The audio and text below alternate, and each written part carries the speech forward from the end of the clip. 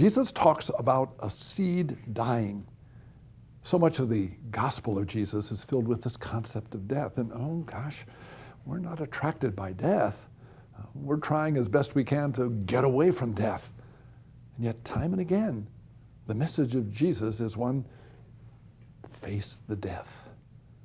And what he's talking about is interesting, because he's not just talking about a physical death. He's talking about you and I trying as best we can to die to sin, to put it away. But let's think about for just a moment this call to death and how that's maybe the reason people don't want to get attracted to Christianity.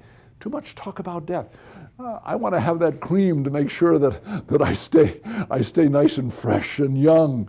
Put 10 years away from me or 15 years away, and maybe with the facelift, maybe I can get this sagging neck out, and I can straighten out these wrinkles, or maybe even some pills. If I take the right pills, I'll stay young. And we want people to walk up and say, "Oh my, you look so young." And then we look at the magazines as we're getting our groceries, and they have all these stars and starlets that look so beautiful. And then I look down at my waistline and I think, oh dear. But we're living in a world of continually trying to hold on to death, hold away from death. And Jesus is saying to us, the real beauty, the real life comes not in preserving my face and preserving my body, but in giving myself in service to the people around me. And so we find that a parent who loses perhaps some of that beauty in caring for children and living the life of a mother, that's real beauty.